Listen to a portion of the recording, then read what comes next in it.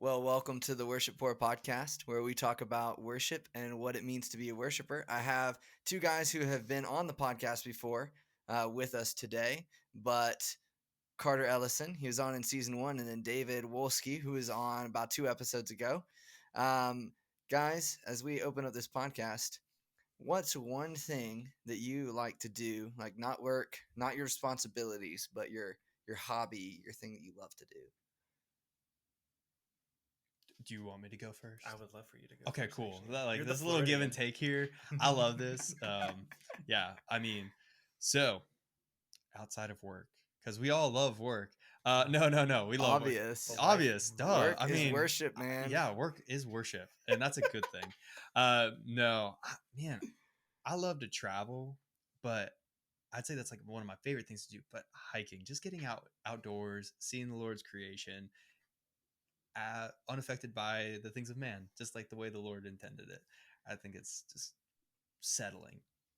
Also, Trees, rivers. eating's Oh, great. eating. Eating is great. Like I that's probably should have said eating outside of that because I You think know that's one what? of all three well, of no, ours. I would say I'm a professional eater. Like I've been doing it since I was born. I eat on the clock all the time. I mean, all the time. That's pretty great. There's a joke I'll have to tell you later because I got to remember it all. Yeah, But that one of my and then bosses that made kind about of like something like that. distracts us from Yeah. what Carter's favorite thing to do is outside of work. I really am really boring. I know a lot of things that you like to do. I think I know a lot of things that you like to do too, but you're calling yourself boring. I'm just your classic dad. I feel like that. I really enjoy coming home. I do enjoy. You've only been a dad for a few months. No, but He's a so pro. I was a dad before. In college, though, I have a friend of ours. Every time he sees me, I'll be like halfway across campus. He'll go, "Dad," and I'm just like, "Why are you embarrassing me like this?" And so that's what I'm saying. Like, Embarrassment? Dad, like, That he's giving you Dad. a term of endearment. he is, and I appreciate it from It's him. affectionate But love. so what I mean is that I like to come home. Depending on what's for dinner, I do love to cook dinner. Yes. It just decompresses me. Mm-hmm. I love to do that. I love playing You with could my cook for us. 3-month-old. I love to So, eat. He's so 3 months old. Yeah, he's 3 months. He That's is 3 months crazy. old. Oh He's my about to be 3 and a gosh. half. That's Really, crazy. he's really 3 and a half. I love playing with him, hanging out with my wife.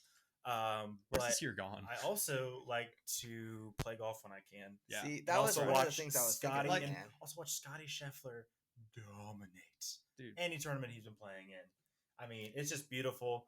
I saw Kevin Connor showed me a meme the other day that it was the Spider-Man meme that like he has his glasses on. He's Yeah. like, "What's that?" It looks And like it's Tiger. it looks like Tiger, and it's faded. And then he takes them off, Mhm. and it's Scotty Scheffler in the same exact thing. I'm like, a freaking man. They're basically saying like, "Bye bye Tiger." Oh Yeah. no, bye bye Tiger. I'm This- I'm fully on this train. Yeah, that's bye bye I feel Tiger. like even I know that. The age of Scheffler has arrived, Yeah. mainly because he's also a believer. It seems, Which is awesome. which is fantastic, Yeah.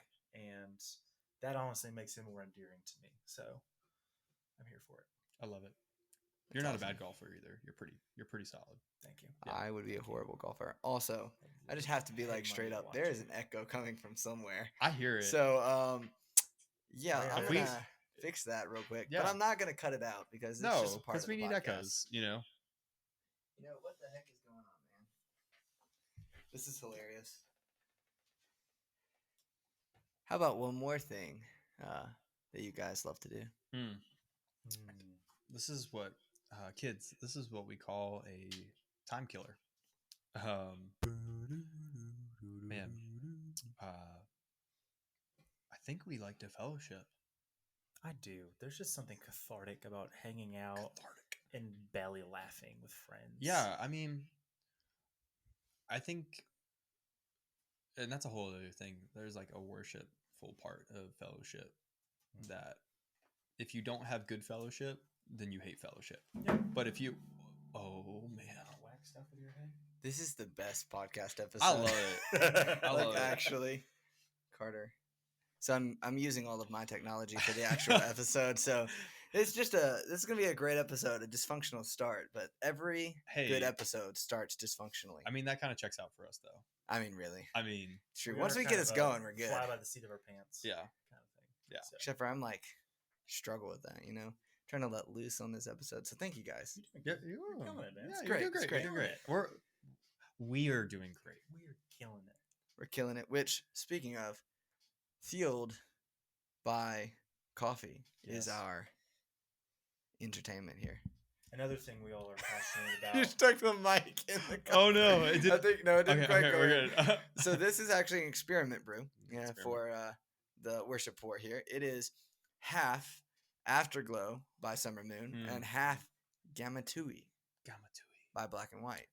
So Another thing It's we're actually really passionate good. about. It's actually pretty good. good. Yeah, We're passionate about a good cup of coffee. yeah, we're It all tastes in like- unison about that. slightly acidic. It's like slightly acidic and slightly smooth, which Yeah, is like which is like how can you perfect combination. how can you have both? It starts acidic and putting- finishes smooth, which is exactly good. what I want my coffee to do. Aubrey, how many cups of coffee do you have a day? So Do we want to know that? Yeah, I do. I actually so do. here's the thing. Because like what? When I started this podcast, I was at about 10. Okay.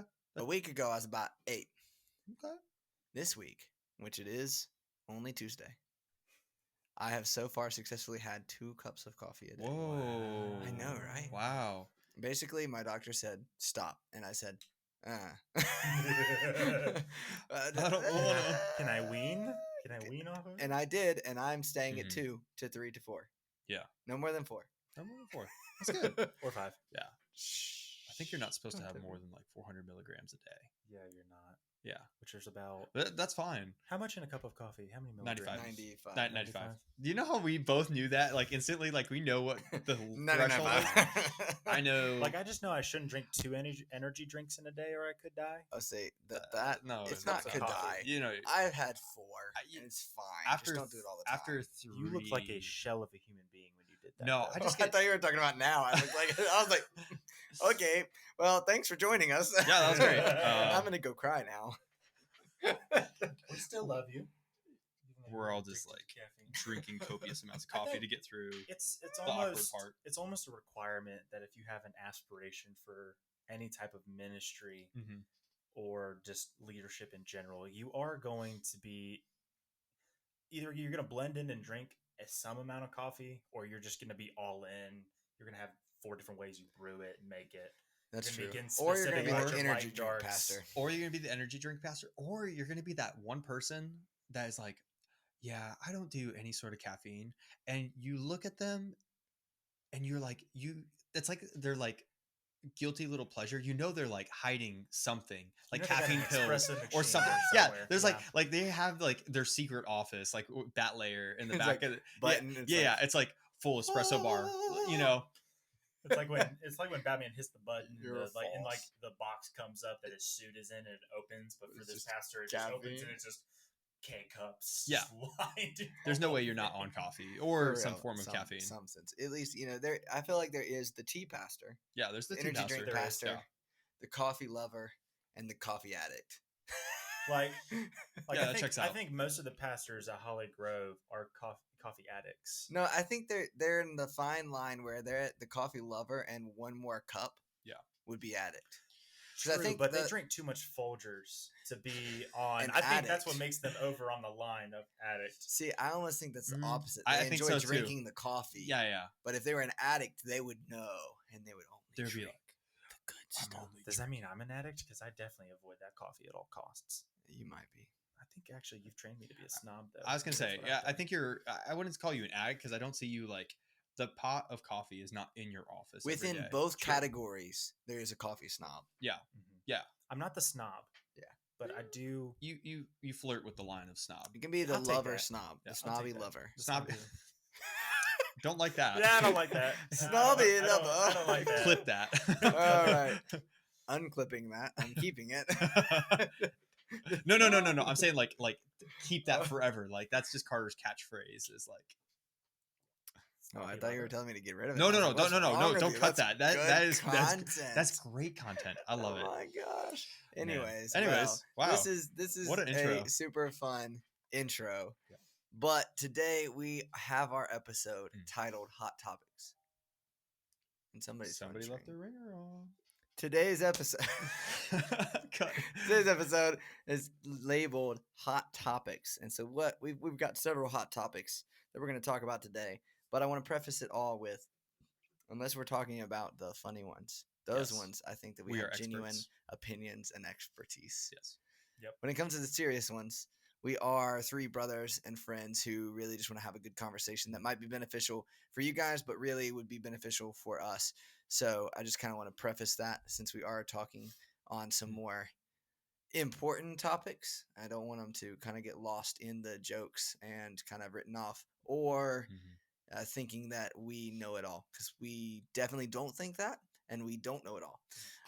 So with that, the first one that we're going to kick off is tattoos. Tattoos. So tattoos, which as you can see, who here has tattoos? I have enough tattoos for all three of us. and then some. What's the tally, Aubrey? Yeah, what are we at? What are we I at? think we're 51. 51. I What's want to the say goal? 51. One The goal for is my every entire state, body. Wow. I'm just kidding. One My for wife every would state kill and me. then some. Every state and then some. Yeah. Maybe you're just I don't getting the provinces or like Yeah. our territories. territories next. Yeah, there we go. Okay. There we go. I think I'll be Puerto like, Rico I'm the should be U.S. good. map of tattoos. Yeah. Not a tattoo of the U.S. map, but a U.S. map of tattoos. Yeah. Checks out. Okay. Yeah. All right. Anyways, so first off, I want to hear you guys' thoughts on this, and that is, are they good or bad? Is that like a black and white question there? And you're not gonna hurt my feelings if you think they're bad. Like that's fine. But I think we've talked about both individually and mentioned before this episode that you have both thought about getting one but haven't decided. So maybe unpack, like, are they good or bad, by kind of walking us through that process that you kind of walk through. For sure. Maybe Carter? Yeah, Carter. Yeah. I think they are I'm put on an academic hat and say an academic word. They are morally neutral. They're morally neutral. Yeah, academic.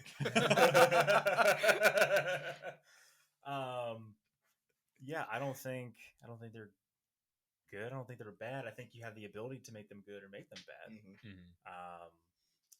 So I don't. Yeah, they don't make me lose sleep at night. That's probably good. He's over here thinking, oh, why did Aubrey get that tattoo? Oh my gosh. There are a couple of ones that I'm kind of like, I would have done it differently, but no, I'm On kidding. me or in general? Both. So my brother has a tattoo on the back of his leg that's a compass kind of going with some like galaxy waves going through it. Very stylish, very on point. I am just curious. That's an interesting way to go. I'd ask him about it, and I don't think he has a distinct way or reason he picked that one. I mean, it looks awesome. It's super cool. So what was that? Are we saying also why? Yeah, we just didn't like get a why tattoo? didn't you? Yeah. In a So- sense, like weaving that in there. So obviously you don't think they're bad, so that's not why. So why didn't you? So one, I was told by someone I respect very deeply that they don't fit my personality. That he just looked at me. So I was drinking coffee with a coworker like we usually did, and he would join us when he had time.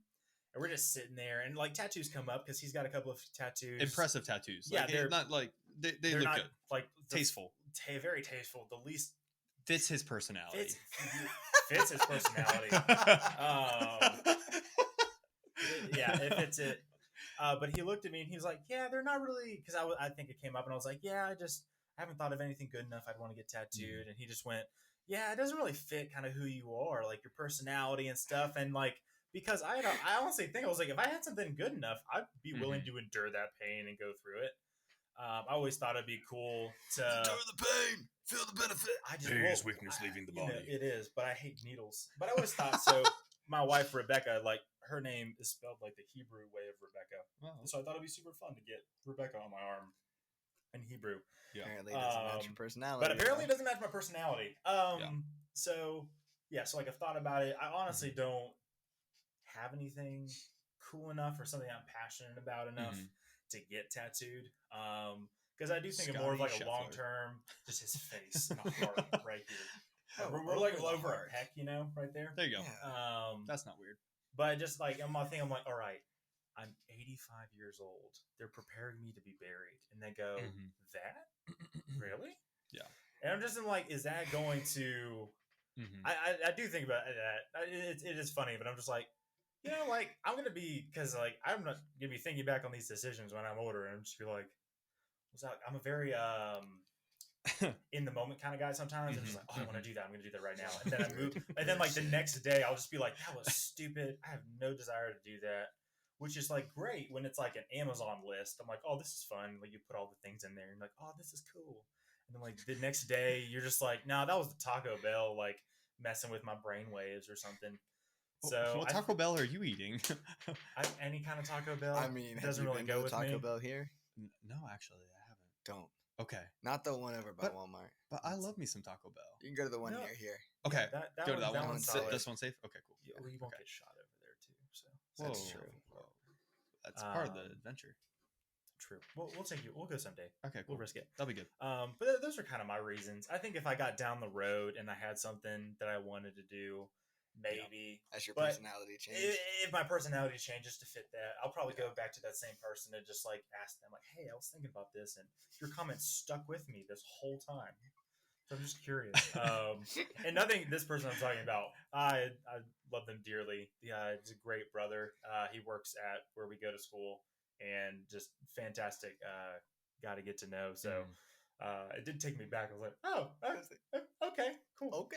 So I think they're morally neutral. I think they can be a good thing. I'm not ready. I'm not ready yet. So I haven't hit. I'm not ready. I'm not in my It's era. not my time. It's not my era. Gotcha. David? Yeah. Again, you also Yeah. thought about it, but didn't. Yeah, I thought about it. I'll give you. I'll hold off for the 3 reasons of why I chose not to do it personally to the end.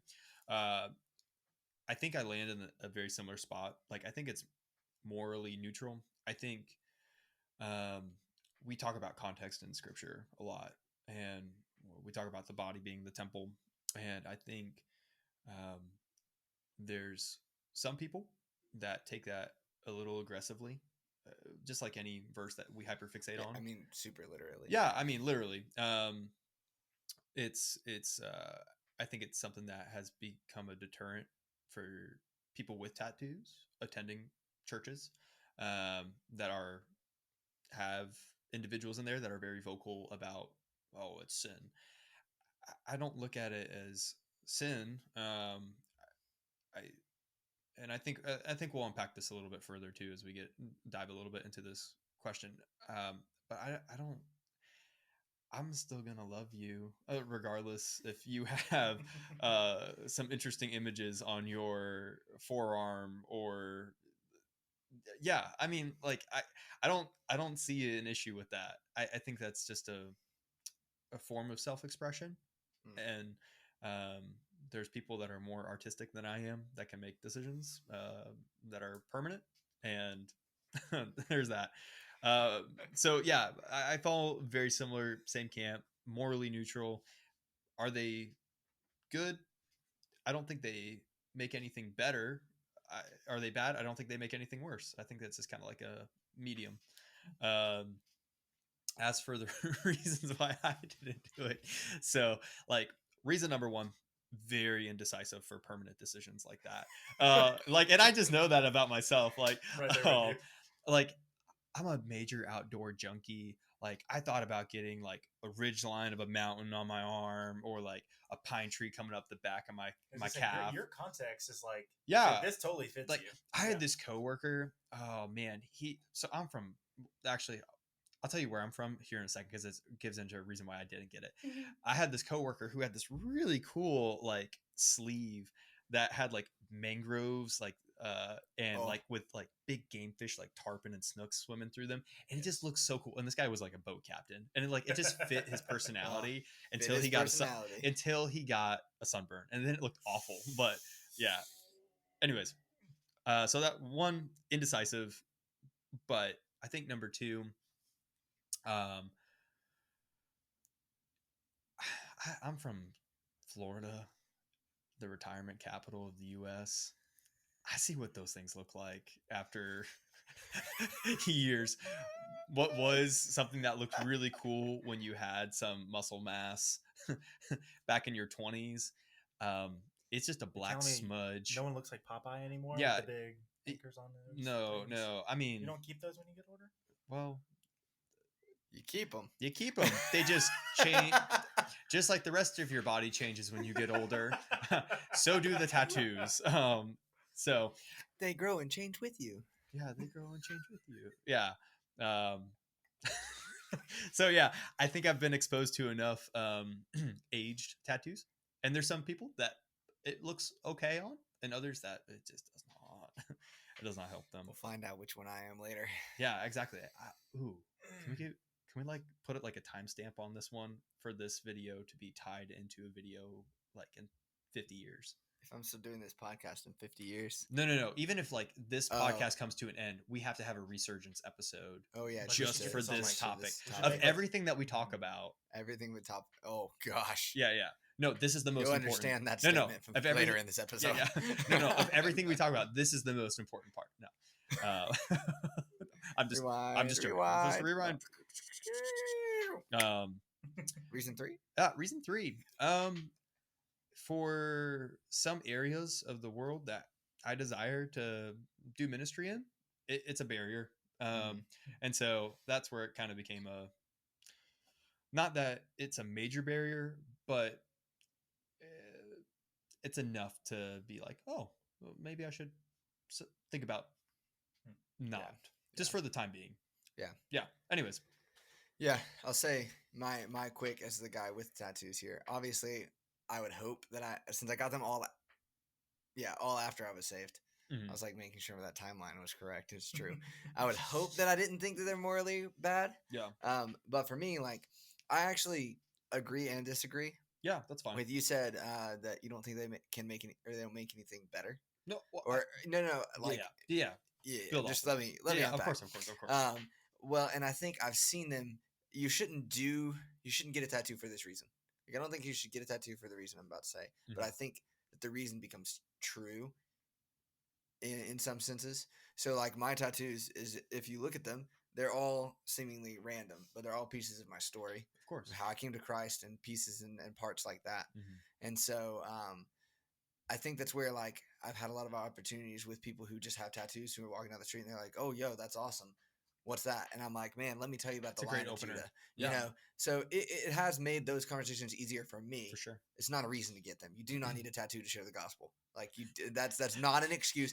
Mm-hmm. Mom, this guy said I need to get a tattoo so I can share Jesus.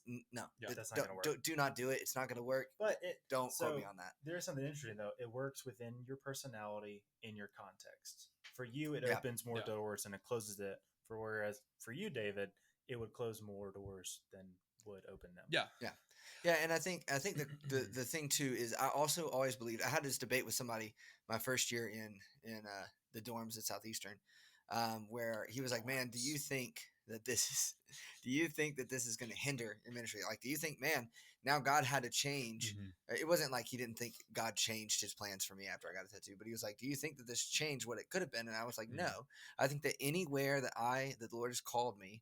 Because he has allowed me to make this decision that I'm going to be totally He's totally going to lead that. He's gone before you in all things. Man, like what I am living in as I am the worship director at a small country church who nobody cares or gives one like issue with me having all these tattoos. And I think that was just a testament to God's faithfulness through, even maybe it wasn't a good decision. Mm-hmm. God's faithful through it. I think that's kind of where I've landed awesome. on that. Being the guy with 52 tattoos, but I figured that one was going to be like a good opener into our conversation, but we got some more fun topics to jump into and to dive into. And so the next one on the docket, Carter's got my docket. So what is the next topic? Number 2 is pro-life. We got it's just 3 main questions. We're going to kind of, and this is just up in the air. We'll let guys kind of, we're not each going to go through each of these 3. I think we're just going to try to build on each other. Because I think we're going to, I'm assuming we're going to be on the same page with most of these. Second one is going to be pro-life. So just the doctrine of so we're thinking of life in and before the womb, all the way up to when we die as well. So just that whole age is pro-life. So when we're talking about life, we mean the life of a human being. Conception to...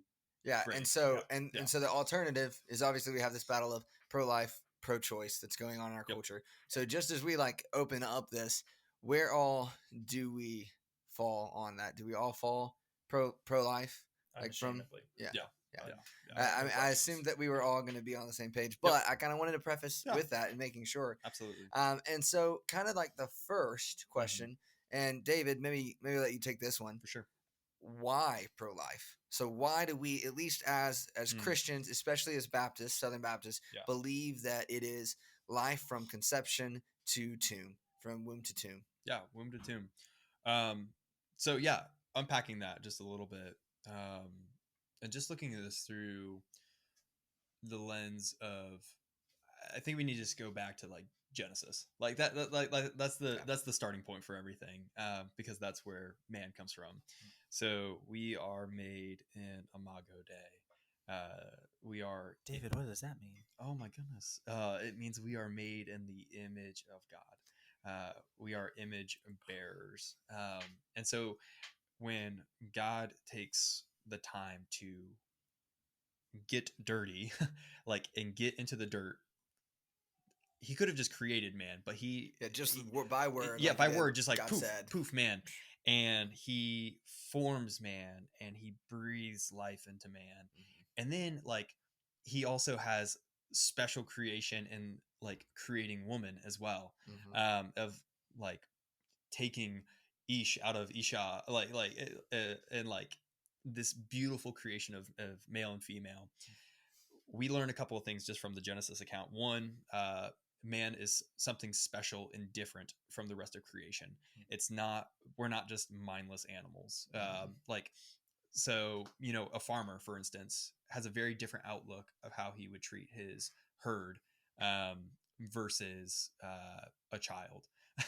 Because like in a herd, if you have a cow that is getting sick and old, or possibly not going to make it through the early stages of life, it may be the most humane thing to put that animal down. Yeah. But that's very different. Different from the way very different child. Because from a child or someone who's elderly. Yeah. Like very, very different, because there is this special creation that happens with man. So one, we know it's special. Two, separated from everything else in creation. Two, we know that we have intrinsic value, intrinsic individual value. Like I was intrinsically created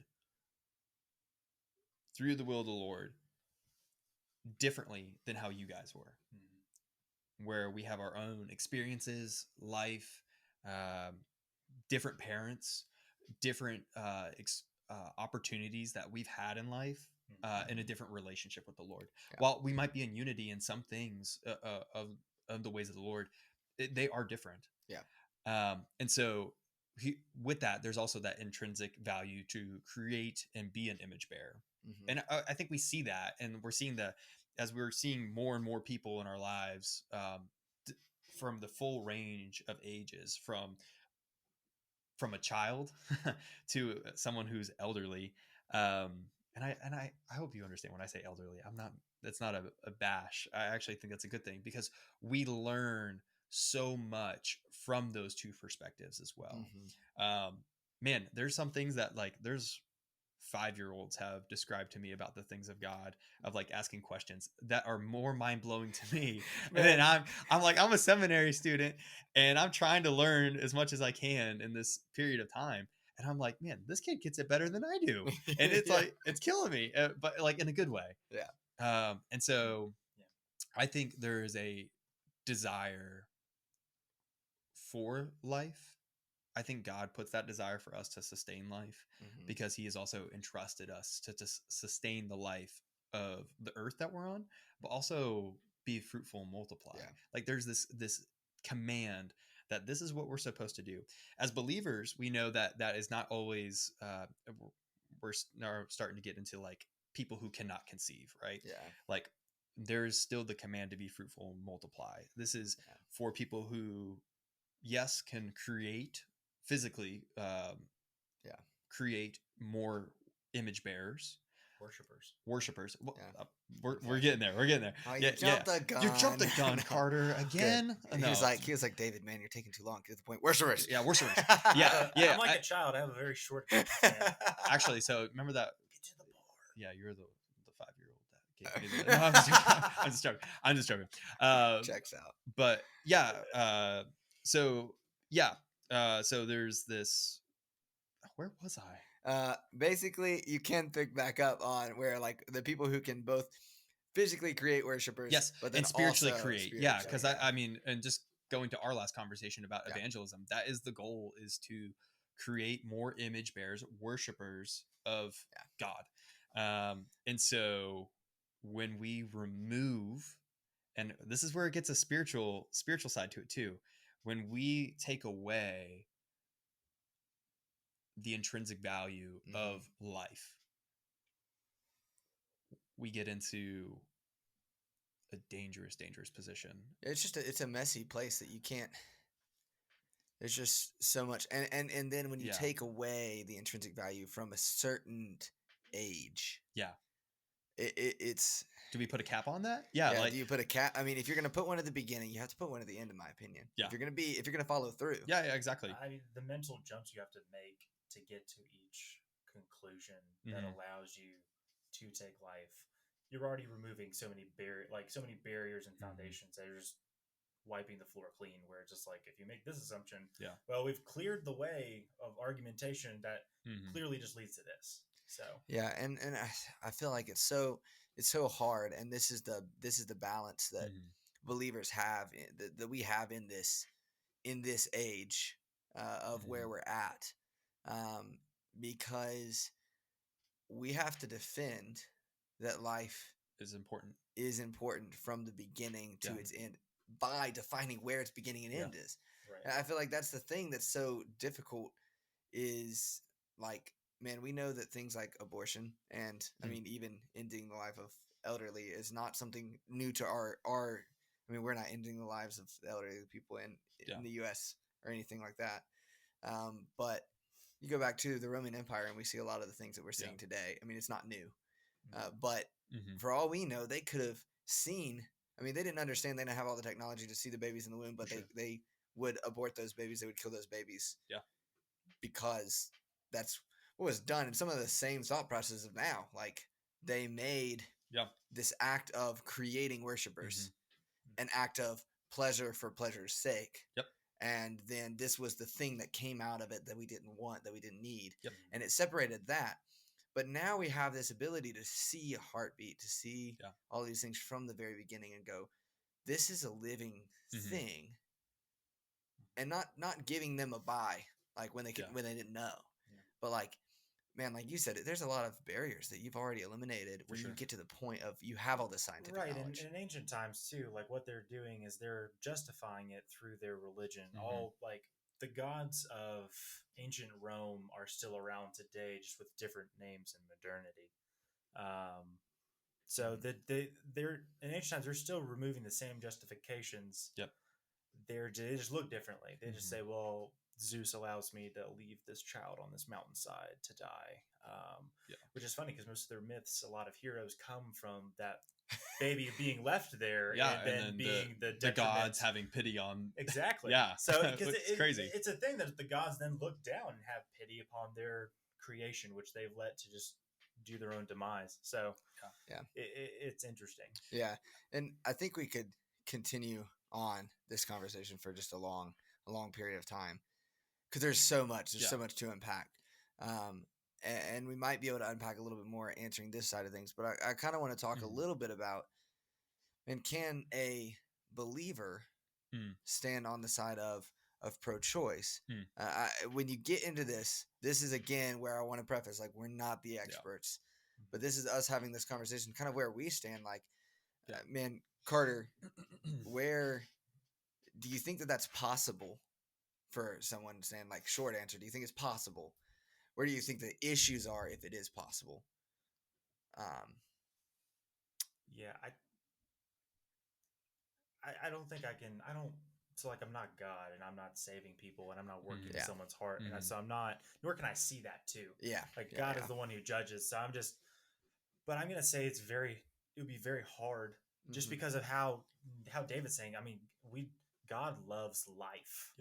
Yeah. He loves even the preservation of life so much. He sent his only son to die for us and die a very horrid, gruesome death to redeem his creation. God is redeeming his creation, and these supporting abortion and euthanasia is man taking control of these things again, which are God's, and we're saying, God, I'm going to take dominion over that. So I think supporting these two things is denying intricate parts of who God is, Yeah. and who he created us to be. And we're taking those things in our hands. So I'm not going to say you can't, because our God is a great God. He can do what he pleases for his glory and our benefit. But it's going to be extremely, I don't know how you could do it. There's a Like lot of issues. I can't justify it. Like if I did, I have to reject so much that I know about him, that I know even just in my soul. I mean, we're all given a conscience, and we have the law of God somewhat written on our hearts. Now, whether we obey and respond to it is another thing. But I don't, for a believer to be pro-choice, because it's not a choice thing. No one's trying to take away your rights. And this is something about parenthood, I think, we're slowly understanding. I mean, I'm slowly understanding, but just you're giving up. So you don't have the right to do these things, because life is God's. So if God gives you the life, you are now a steward of that life. He created us. When he put us in the garden, we are co-creators, we are co-heirs, and we are co-steward, or we're just stewards. Yep. We're following the ultimate steward, who is Christ, but also who is God. But we are now stewards of that life. Yeah. And if I, as a Christian, am not stewarding that life and putting my life to death, then like, what are we doing? And I think Southern Baptists too, we haven't emphasized, I think for a lot of years, pro-life for us has been just the abortion issue. And I think we're realizing now, especially as euthanasia becomes more and more acceptable over here, there's a couple of states that do allow it. Canada does too, I'm pretty sure. Don't fact check me on that. I'm pretty sure from the things I've read, we don't Canada have a fact guy and over there yet. some West Coast states are allowing for it in some degree, but it's again taking what God, and there's a point too that we haven't had to deal with this before, because people haven't lived this long. So we've only lived until about the 60s or 70s, and now that we're expanding life and people are living longer, we're having to deal with. I'm like, well, we didn't really have to worry about. I mean, there are sufferings that people take throughout their lives and stuff, but as we live longer, and sometimes it's not a good longer, it's a hard longer, however many years, that we're having to come to grasp with, like, God does. There's a wonderfulness about old age that God enjoys, that he gives you. There's a wisdom that he's given that we see throughout Scripture. And again, God is the giver and taker of life. We leave that up to his hands.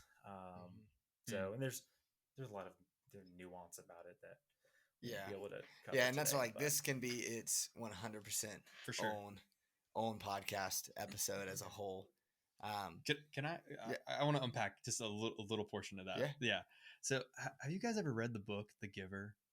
No, I haven't. I've heard of it before. I believe you think so? Yeah. And fact check me on this, I guess. I believe it was written in the 40s. I think 40s so. or 50s. Yeah. Really, really just insightful book. And I think this kind of gets into the probe of, like, maybe you are a Christian out there that is pro-choice, right?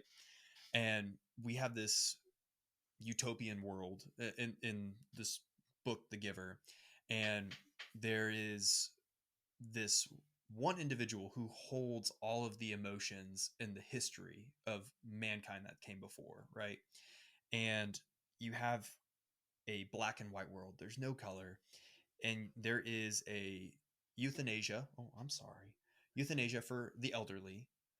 And there's abortion and euthanasia for babies, that are both of which are deemed not useful for the collective, for the society. And what we come to see is, because everybody is in agreement with this, but as the main character is now becoming the next giver and is experiencing emotions, a lot of our outlook of either being pro-choice or pro-life, a lot of it is affected by our culture. If the collective culture around us is saying, this is good, this is good, this is good, and there's no emotion and feeling attached to it, then you're probably going to swim with the rest of the tide. You're going to move with the tide, go with the rest of the pack. And I think the thing that we learn, like specifically in that book, what I think it's Jonas, I forget what his name is, but I think what he is learning is, as truth, as like truth is revealed to him, it counteracts with the culture that's around him. And you see this internal conflict where a decision has to be made. Do I stay with what the culture says is good, or do I go with what truth has been revealed? Yeah. And so I would just encourage whoever is out there, like a very influential person for a lot of us, and I'm probably going to misquote it, but he always says, a truth discovered is more compelling than a truth told. And I think we could tell people what we believe is right and wrong, but there is a sense of they need to research it. And I think our ultimate telos, or where we find the truth, is set in scripture. Yeah. And so what does, not culture, because there's two sides to the party and both are very loud.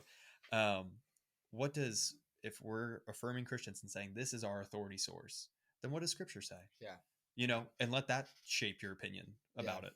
Yeah. And oh, yeah. 1993. That's when The Giver was really. We were so off. Yeah, that was way off. Wow. But yeah. Wow. Wait, you are the fat guy. Still ahead of its time. Still ahead of its time. Still ahead of its time. Who was it written by? I forget. It was written by Lois Lowry. Lois. Yeah. Banned in a couple of places, Yeah. actually, because of the violent content related to euthanasia, suicide, infanticide, sexually suggestive content. Infanticide. I'm not the pronouncer of words. Yeah. I'm the reader of words. I'm the. Got it. I just read them. Anyway. Yeah. Well, so there's that. I'll actually put the link in the show notes to the book, The Giver, as well as a really good resource. It's been super helpful for me.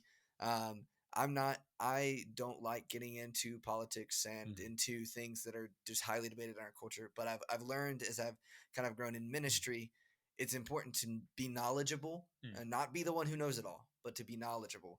And one of the really good resources, especially just like social media and internet wise, that you can find is the Stand for Life. Like they are super helpful in just giving information and kind of just being factual and not trying to sway. I mean, yes, trying to sway your emotions, but here's the facts. Yeah. Not by like twisting the facts to be like, oh yeah, this is actually 1,000 when it was 100. No, they're saying like if they say it's 1,000, it's 1,000.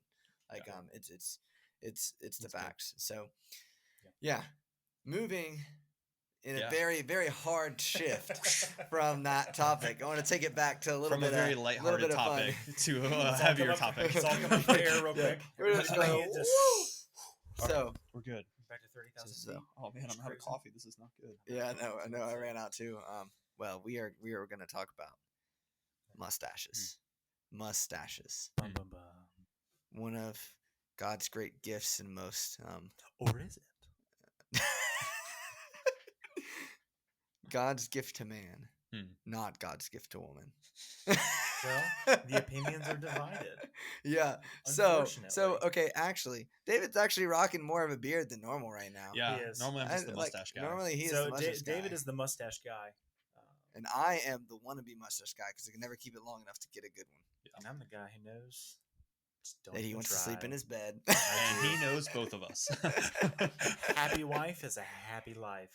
A wife who is, you know what? There's no alternative. I have no place to stand. Yeah, or comment on that. He's the single guy with the mustache. I'm the married guy with the mustache, and then Carter's the wise guy with no mustache. So no, actually, so when I wanted to talk about this, wise guy, eh? Carter, are you for or against mustaches? Oh, I'm so for mustaches. Okay, see, so we all stand in agreement. So I have two mustache heroes. Mine. So I got two. One, Miles Teller. Okay. Top Gun Maverick. Yes. Character Rooster. Yes. I just think that's such a good mustache. You just want to fly. I just want to be that cool. You just want to fly paint. I want to fly. Not me wearing aviators the last time I had a mustache. Yeah. I want to do that. My hero. And then there's another guy. So I follow a men's lifestyle blog called The Art of Manliness. And this man has the most beautiful mustache. His name is Brent McKay. It's an impressive mustache. It's a very impressive mustache. So I can recommend probably 75% of his stuff. He's really known for a really good podcast. But those are my two. If I have two heroes that I'd want to get to, But the problem is that the Ellison clan is not blessed with facial hair. So what you're seeing now is probably the best I'm gonna kind of get before it turns into a neck beard. And I will be murderously mocked. Not for the neck beard. I am not for it either. It just looks like sloppy. From the polls that we took, 100% say no neck. Just looks like sloppy seminary And the best part student. is we didn't have to take any. 0 out of 0. 0 out of 0. But But if I could, I would. You know, I'd try to go for it. hey, listen. And all I'm saying is, if you are a man and you don't slightly want a mustache because of one famous TV show character, just the personality that comes with that mustache, our dear Ron Swanson. I believe what you Man. said was bring me a lot of bacon and eggs, but what I said was bring me all of the bacon and eggs you I have. was so hoping you would Sweet. do that. I was so hoping you would do that. Oh my gosh. So that's it for our generation. But another example. So it's Ron Swanson from Parks and Rec. But another great example would be Tom. I'm going to say his name wrong. Someone say it for me, please. No, Tom no. Celiac. Tom Selleck. Tom. Tom Selleck from Magnum PI and Blue Blood. You're one of those. Is the only one that I don't watch either one of Oh, those. okay, I'm okay, just gotcha, saying. gotcha. My grandmother does. Oh, Beck. You ask her about it. So I sent a message in a chat with I me, might. Carter, and our wives. You were trying to get me kicked onto the couch. Exactly. And Beck's only pro mustache, the only person, was Tom Selleck. yeah. And then she said Ted Lasso's is okay. Ted Lasso's I is do good. like He's Ted Lasso. Ted Lasso. I sounded like I'm from Spring Hope for a second there. You did. But you noticed she didn't marry Tom Selleck, so Yeah. unfortunately, Yeah. Man, she got real lucky. She married somebody who can't grow a mustache, so she doesn't have to fight that battle. Well, let's get into it. A little bit more, yeah. So I David- took some polls. Oh, you did. Took some polls. Oh my Okay. gosh. And basically, I sent some messages out to several ladies we know asking, hey, you know what? Do you Yeah, you're love or right. do you hate mustaches? Because there is no in between. yeah, it's either. love or hate. Yeah. So, In and my what are three Personally, reasons I hate why? them. I hate them. So They're just ugly. disgusting. It's a fake. Rips it off. Yeah. I've been lying Oh to my you for gosh. months. We should have Yeah. put that on. We should I have should gotten have put on fake a ones. fake but mustache. so we had I had 5 Mm. who said that they detest. We surveyed Hate. 5 women. No. 5 of the women Five. said that they hate. Several of them didn't get back to me. It was kind of sad. But 5 of them said that they absolutely hate the test. Think that it makes you look like a pedophile. That's that just tears down some confidence right there. Like Yeah. you look like a criminal. But one Yeah, person, creep. one of their reasons that they said that they didn't like mustaches is because it makes you look like a fireman. And I said, wait, That's a pro. hold up. Yeah, That's a pro. I was like, Which- I see a fireman and I that's see him obviously- carrying that ladder over That's his what I'm shoulder saying. and running up a burning Obviously building. What we want. Like, what are you talking What- about? Like the little boy inside of us wants to drive a big fire We all truck said- and have a mustache. We all said, "What do you want to be when you grow up?" A Policeman, fireman. You know, like who all have great mustaches. yeah, that's what I'm saying. Hey. Like They are lines Man. of work with good facial hair. Yes, exactly. encouraged, some would say. Mm-hmm. But we also got some comments Mm-mm. that were the opposite. And man, I wish I could multiply this number by like 20. But 2 people said Oh gosh! that they love mustaches. Quick, give me That a it razor. is That's a a one. bad Why ratio. not? Yeah. Why not? It was just like, man, you Yeah. do it. Why not? No, Mm. see, but that's not a yes. No. That's a She meh. said she loves them and said, well, why not? Why not do it? No. Like, why wouldn't Okay. you? And I was like, oh, why wouldn't you grow a mustache? Like, if you can do it. Yeah. And I was like, okay, cool. It also grew out of a respect for someone who has a great mustache. Mhm, So mhm. it's proof. Maybe not very strong proof, but it is proof that if someone can grow a really good mustache, Mhm. it is possible that you can sway people, sway them in their opinion. just like the facial hair sways in the wind. Like, Yeah, that's definitely what mine does. you Old can Spice commercials. sway them. And this podcast is sponsored by Old Spice. or Duquesne. Or better, Duquesne. Hold on, Yeah. I got it right here, boys. Duquesne. Not a sponsor yet. Please sponsor me. Please. I'll talk Maxim. about mustaches again. I use all of Every your products. podcast. Please listen. Amen. Same. Mhm. Same. And then we had one that said if it is done right, and I think that's fair. I think it's we fair. can all say that there's bad mustaches. We've all seen a Yes. bad Yeah. mustache. And we've all Country. shaved ours badly one time or two or four Never. or 8. But she said that if it's done right, Mhm. it makes every man look way more attractive. Ooh. Every man look way more attractive. Huh. I was One like, out of the I- 7 I was gonna US say. said that. I was gonna say. I need that number. That's called- Those that's are called- rookie I said- numbers. We need bigger numbers. That's called her type, Aubrey.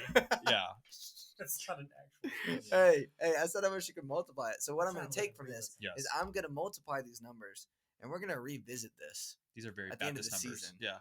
and we're going to have 14 people. Hey, double's okay. No, I wish we could have done an Instagram poll, and that's what I'm going to post. I'm going to post an Instagram Yeah. poll I want for to. a do it. love versus hate mustaches This when is- this this would be episode good. comes out. Okay. And we'll Carter, see we'll that. make a We'll see that. couple spam accounts. And just like, Just try to- love, love, love, love, love, love, love. Fantastic. I think every man looks great in a mustache. Oh, yeah. My wife was Mhm. not one of the two. Hmm. She was by far one of the others that I have to shave mine down after this podcast episode. He grew it To out be just honest. for this. No, Yeah. no, I shaved down everything else. Yes, with yes. mustache, and she was like, "Oh, the mustache is back," and I was like, It's gone. "I'll shave it down after." She's like, I need it. Honey, I need it You for. cosmic killjoy. Just taking everything beautiful from me. "Well, as the mother of my 2 daughters, I don't think she takes everything beautiful from me." You know, She kind of did. Reproduced it. that's true. Anyways, Anyway. are we ready for number 4? It seems like we're at a good. I'm just thinking about my life there.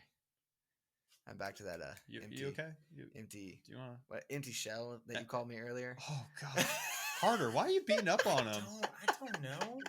Look at the man. All I'm just Context. kidding. I'm just you're hurting kidding. him. Why are you so mean? to I'm me? just kidding. Why am I mean? I'm not mean to you. I, You're not mean to me. I, But as my number brother 4. Chris, I love All right, you. number 4. Number 4. yeah, number can 4. sometimes I've known some people in number 4 who rock the mustache from question number 3. So just saying. Yeah. But number 4 is street preachers. Mm. We're gonna make this one a little bit quicker, kind of more like rapid fire answer from both of you. Okay. Gotcha. So, street preachers. Do we say yay or nay, and why? David. Yay. I think they're. Yay! Wow, so surprising. No, I think street preachers are.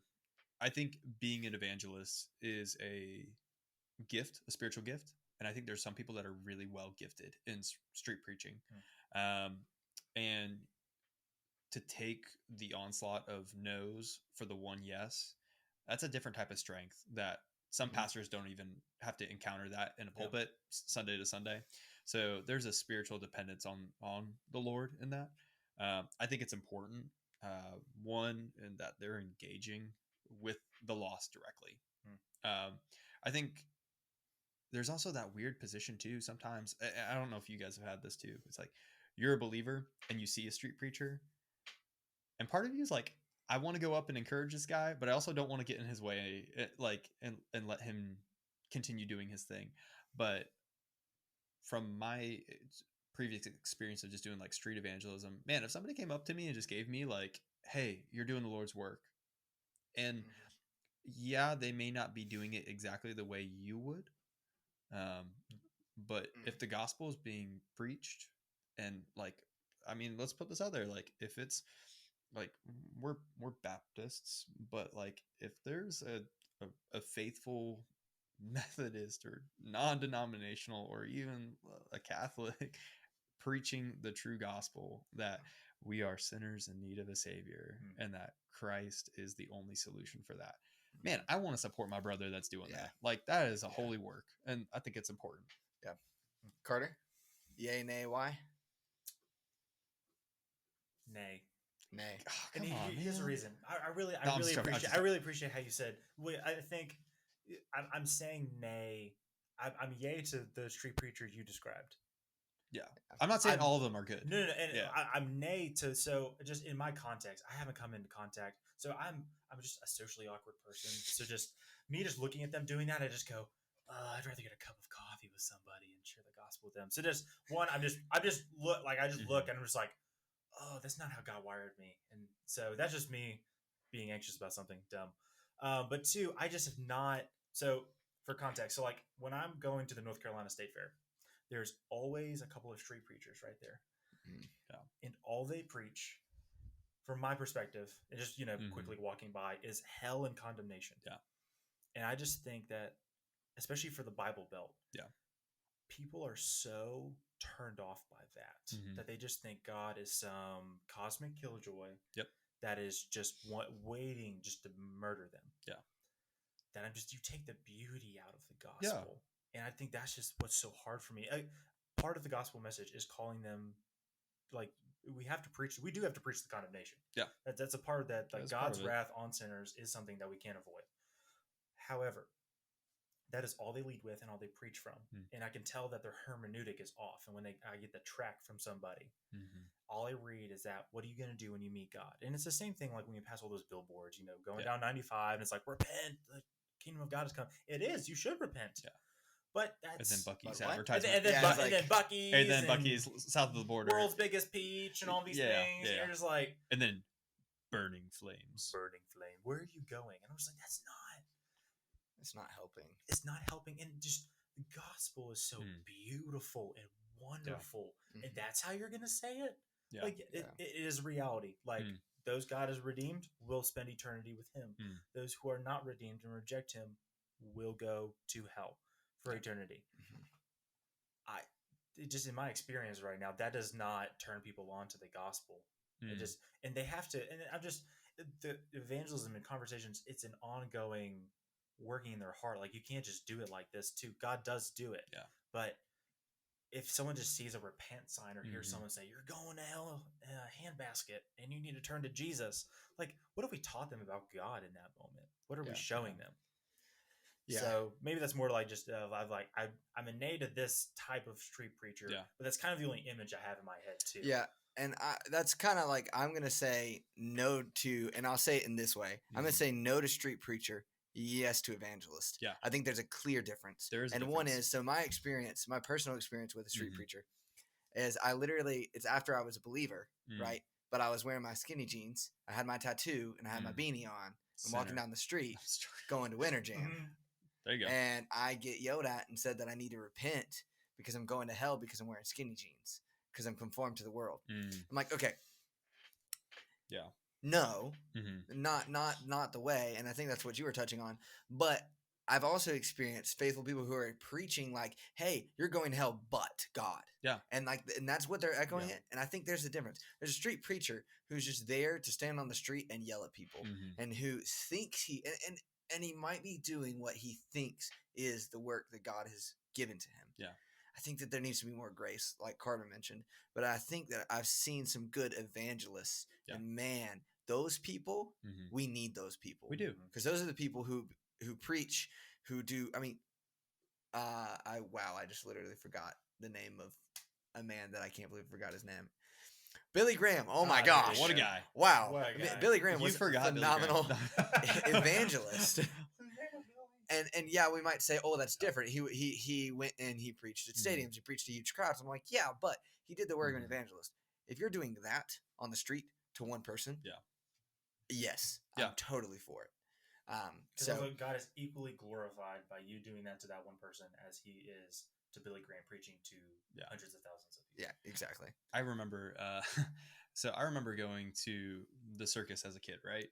And like, that was when they actually had like the elephants and like animals, right? And a circus is a circus. Oh, okay. Well, I've never been into either. So I'm like locked in. Yeah, you're locked in. Yeah. So like, as when you would go to the circus, like that's a place you take a child to be entertained and for them to like appreciate something. And I remember going as a small child, the only time I ever went, and PETA or some activist group being out there and just like horrifying images of animals that were enslaved, tortured, and just like very, very gruesome. And I remember like that just cast a terrible shadow on my entire experience of being in there. Mhm. Right. And in the same way too, the president of our seminary, he just went through his dissertation of like things that we should be doing as believers, as preachers, as evangelists. And he made a comment that said, I think it was like 74 out of 75 or This is like 75. yeah, 75. Preaching. Yeah, exactly. Expository preaching. Yeah. And he said, we preach the gospel in a way that can be understood by children and will often gain the ear of an adult. Mm. And I think that falls true for street evangelism and for street preachers. Mhm. Are we preaching in a way that is satisfying our frustration with adults? Or are we preaching it so that everyone present could possibly hear and understand what is being conveyed? And so are we the people ruining a child's experience of going to the circus? Mm. Which is that a reality of what happens at the circus? Possibly, In some cases probably. it did. You know, there was some it is a reality of this is something that has happened. In the same way too, like fire and brimstone, hell is a real thing. But that's not the gateway to lead into a conversation that is heart tugging of like, man, it's not just fear driven. It is, I desire this life Mm-mm. because there's a good thing. There's a good thing on the other side of like it was a good thing to go to the circus and like experience and have fun and, you know, goof off. In the same way too, there is a good thing that we have a message of hope and peace and purpose. And are we preaching that? And so I agree with you that there are street preachers that are bad. Like, but I mean, there's also preachers and pulpits that are bad. The same thing. It's the same thing. It's the same thing in the pulpit. I think that's why I wanted to kind of specify. Like, and I'm versus glad we evangelist. actually like disagreed. Yeah. Like, but not. We agree. We agree. Yeah, We exactly. agree in which the gospel should be conveyed. Yeah, we're just the means. Yeah, exactly. And I think that's a lot of these topics. I think that's sometimes what happens with believers is they actually, oh wait, I actually do agree with you. You just said it different than me. Yeah. And I think that's where a lot of these types of conversations help a lot with that. Yeah. But and I'll totally say like that is just like my my opinion was just like utterly based on my context. But that's what most opinions are. Yeah. Right. And I'm just like, if I had something different, I probably would have a different opinion. I mean, which is why we're crucial for one another. Right. Yeah. From every topic that we've talked about tonight, it's all personal inflection and experience. Yeah. Like, man, I am so sorry you had a bad experience with a mustache. I'm desperately sorry. Let me introduce you to the best mustache on earth. No. That sounds I mean, you said it. I did not. Oh, well, anyways. Well, I think we are out of time for the podcast. So what I want to do is end, as I usually do, with a caveat. So always do a book recommendation at the end. We've talked about a ton of topics, so it's going to be hard to be like, oh, I don't want to give a book for each topic or make you choose one. So better yet, unless you just really have a book that has been really like influential on some of these issues or what's behind these issues, what is your favorite book that you've read recently? Carter has 4 libraries in his office. That is true. I'll let him go first. I inherited most of that library. I have not read it. He's working his way through it, though. I'm working my way. So I'm at this weird stage where all I have time to read is my seminary assignments, which is they were all really good. In my brain, I don't get to do much fun reading. But it depends on the class. Sometimes it is fun. I think there's 2. So for my classes that I've been taking this semester, there's 2 books that I read for a class. I'm in a class called Moral Decision Making in the Will of God. And we read 3, but 2 of them stood out to me the most. The first was, that's literally the name, Moral Decision Making in the Will of God. It's an excellent view of just how we discern and find the will of God, which I think was eye-opening to me. This is also the book that the guy who wrote this book, I'm forgetting his name, but this is like the book on the will of God. Like he's done so much research and poured into it. He's looking at both views and stuff. So I highly recommend that book. I think especially just to, I think as Southern Baptists, we have a certain view of what the will of God is.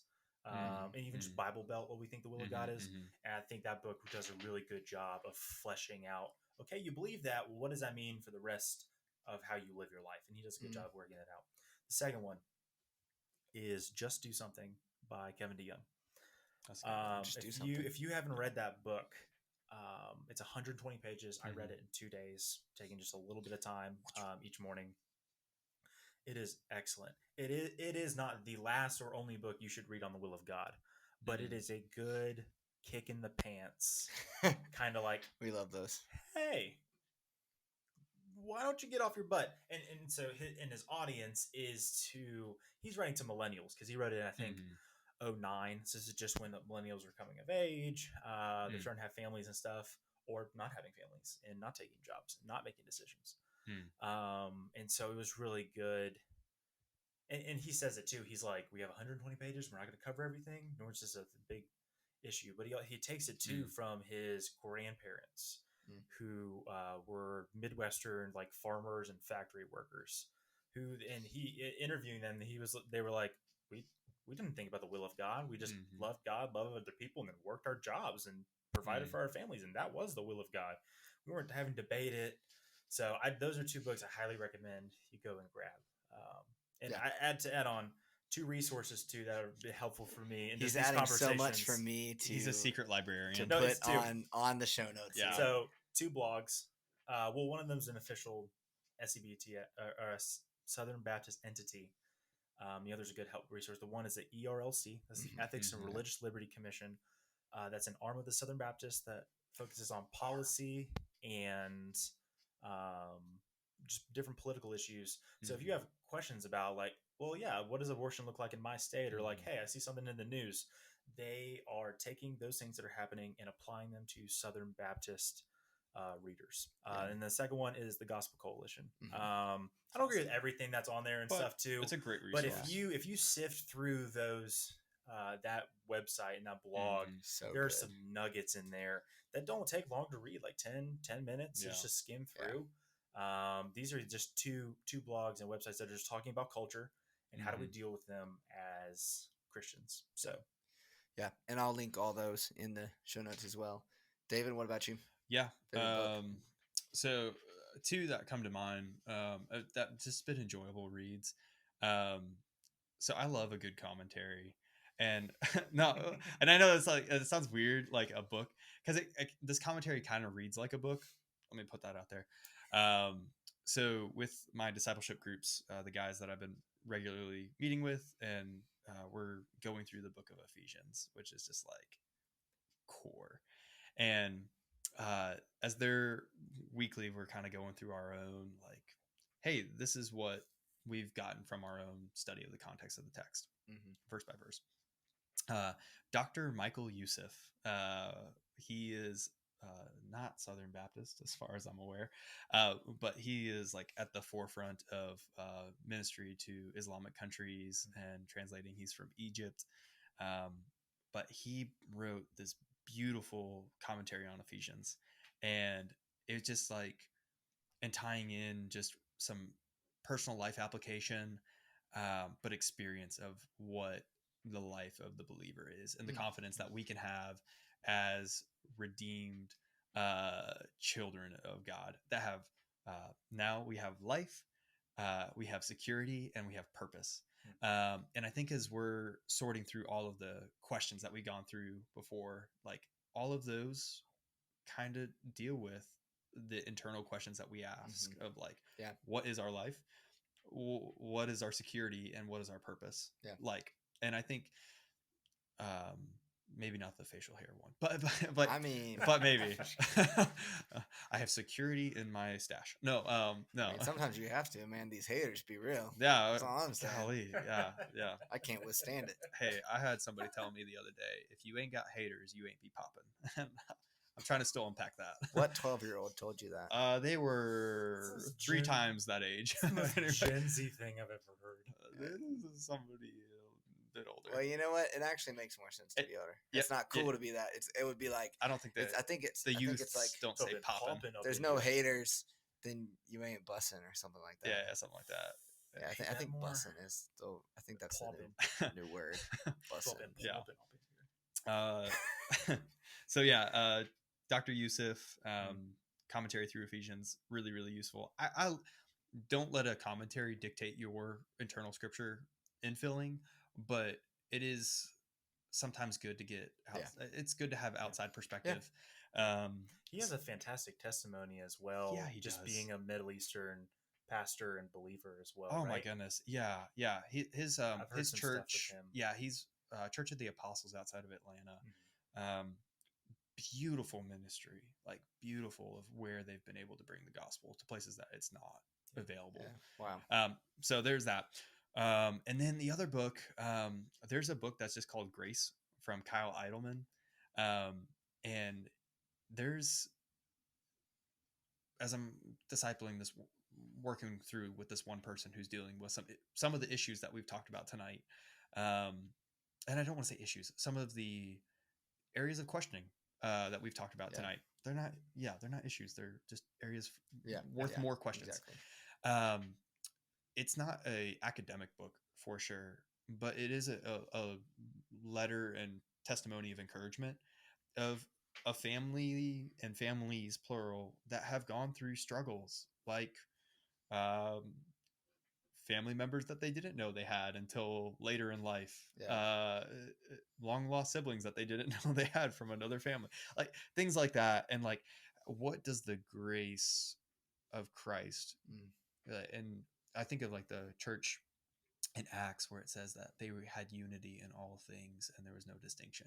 And I'm like, and this book kind of taps into, hey, there's a lot of things in your past that you feel alienates you, but grace is the glue that binds us as believers together. Grace is the glue. Grace is the glue. Grace is the glue. GG.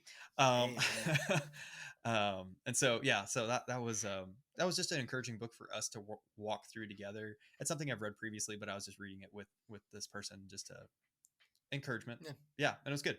So less academic, but a good change of pace. Good change of pace. Yeah, because it's easy to fill your head. It's hard to fill your heart. And sometimes you need to take a pause from academic and fill your heart. Say that again. So good. Yeah, it's easy to fill your head. It's hard to fill your heart. Preach it. Yeah. Boom. I feel like as seminary students, I need a reminder of that. Oh yeah. That was my number one warning of coming to seminary, was like, if you're not utilizing what you're learning, then you're not learning anything. Yeah. Yeah. So true. So right. true. Right. Man. Come on. Well, guys, thank you so much for man. joining tonight. This was a fun conversation. This is a blast, man. It's a nice kick back, relax, talk about some things. Hopefully, I feel like it benefited me. Yeah. I hope that it benefits anyone who's listening. But yeah, just so glad to have you guys on it. And thank you guys for listening to this episode. Hope that you will join us for the next episode of the Worship Poor podcast.